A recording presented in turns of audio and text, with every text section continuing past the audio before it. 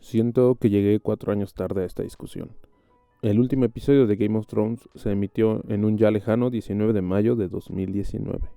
Y por lo tanto, mucho de lo que se podía hablar sobre la serie ya se ha dicho.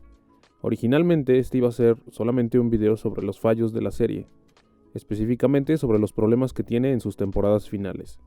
Pero viendo en retrospectiva también hay cosas valiosas que se pueden aprender. Así que antes de que hablemos del final de Game of Thrones y de la catástrofe que fue, debemos hablar de lo que hizo que las primeras temporadas fueran muy exitosas. También quiero aclarar que yo no he leído los libros, lo que voy a expresar aquí está estrictamente basado en lo que sucede en la serie.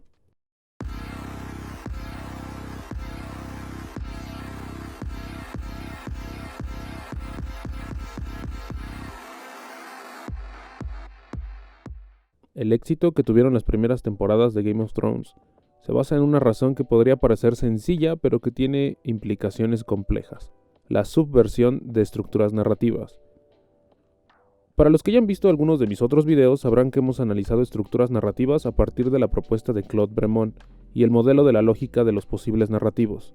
El modelo muestra distintas operaciones a partir de las cuales se mantiene la tensión narrativa. La sucesión de los acontecimientos que integran el relato van alternando entre procesos de mejoramiento y degradación. Eso es para Bremont la estructura subyacente de cualquier ciclo narrativo. Pero hay algo muy importante que también menciona Bremont, y es que el modelo es un marco de referencia para aproximarnos a una estructura narrativa, pero que se puede ver diversificado de acuerdo a culturas, épocas, géneros o estilos personales.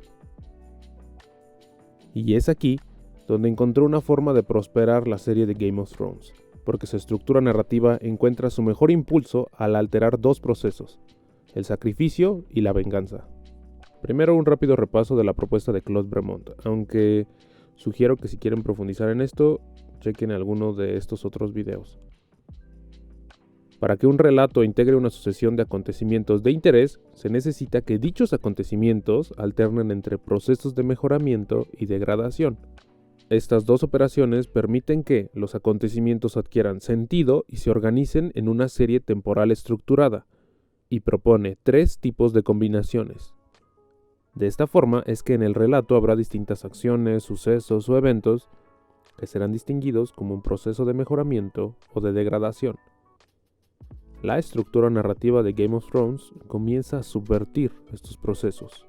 El reconocimiento de una acción, de un suceso o un evento como alguna de estas dos dicotomías se da porque el lector o espectador del texto, en este caso la serie Game of Thrones, pertenece a una esfera cultural que ha codificado estos procesos en su experiencia con otros textos similares. Por ejemplo, veamos el caso de la venganza. Para Bremont, la venganza se da por un perjuicio sufrido y es parte del proceso de retribución. En ese sentido, marcaría el inicio de un proceso de mejoramiento que culminaría en la degradación del adversario. Pero el mejoramiento a obtener tiene que ver también con la lectura que se le da al texto y con la respuesta interpretativa que ocurrirá cuando se vean las acciones desarrollarse en la historia. Lo interesante de analizar estos procesos es que nos permite observar que estos a su vez están arraigados en las perspectivas ideológicas del lector o espectador.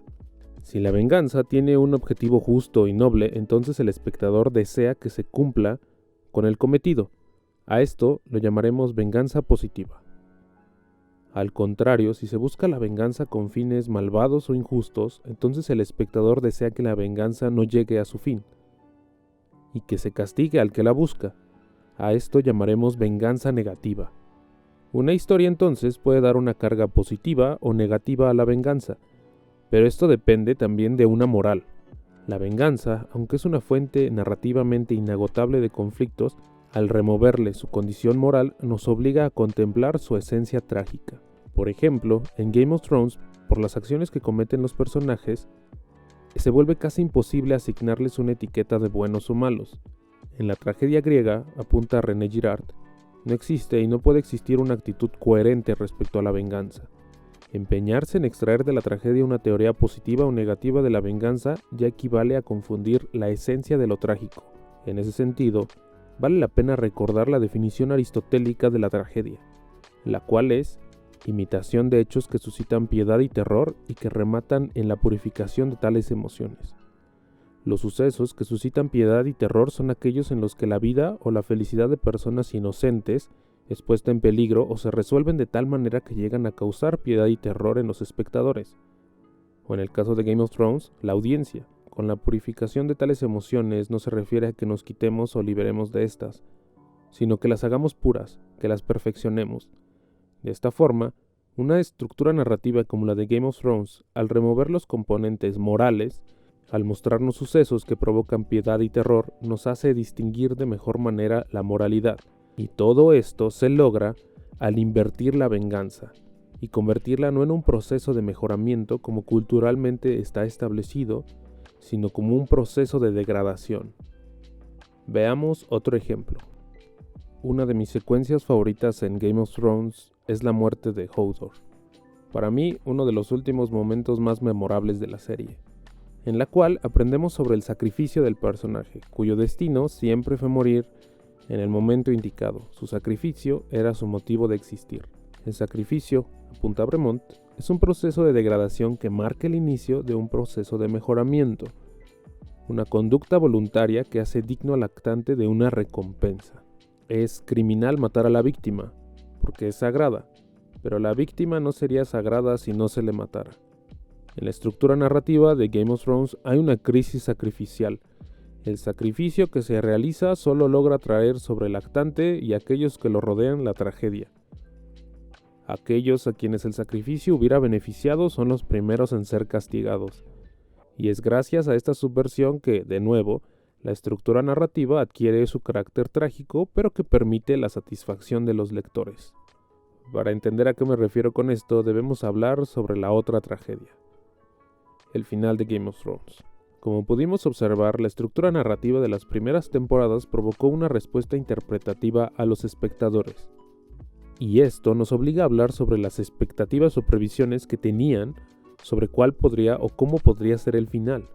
Todo texto, que puede ser una serie de televisión o una película, plantea su propio juego, o en palabras de Humberto Eco, su propia forma de proporcionar placer. En determinadas películas la expectativa es que el bien triunfe sobre el mal, o en otras lo que uno espera es ser sorprendido en el final. Por ejemplo, en historias de misterio. Y el lector o espectador lo que hace para realizar inferencias de lo que pueda suceder en la estructura narrativa es que busca en otros textos similares a los que ha sido expuesto, a su experiencia. En el caso de Game of Thrones, el primer lugar al que fue a buscar pensando en cuál podría ser el final fue hacia las temporadas anteriores. En esta serie la construcción de un final trágico hubiera funcionado mucho mejor. La tragedia había sido la isotopía narrativa que dio coherencia de lectura a las primeras temporadas. ¿Qué es una isotopía narrativa? La isotopía, dice Greimas, es un conjunto de categorías semánticas redundantes que permiten la lectura uniforme de un trayecto de lectura. Es lo que indica una dirección para que la lectura tenga sentido. Por ejemplo, podemos decir que la historia de Game of Thrones es la tragedia que ocurre en la búsqueda del poder, porque los sucesos, acciones y eventos de la narrativa así lo demuestran y dan esa coherencia de lectura. Nos están mostrando una isotopía narrativa. Incluso esta isotopía es solo un nivel que le da coherencia a la serie, pero aún así, al faltar este nivel en las temporadas finales puede ser una de las razones por las que la respuesta interpretativa de todos al verla fue de decepción. Entonces, ¿qué podemos aprender de esta serie? Pues que lo más importante es, modificando la estructura narrativa, se pueden crear otro tipo de experiencias para el espectador, que al modificarlas, estas deben mantenerse para que el texto mantenga su sentido y coherencia hasta el final. Espero que les haya gustado el video, si es así, consideren suscribirse y muchas gracias por verlo.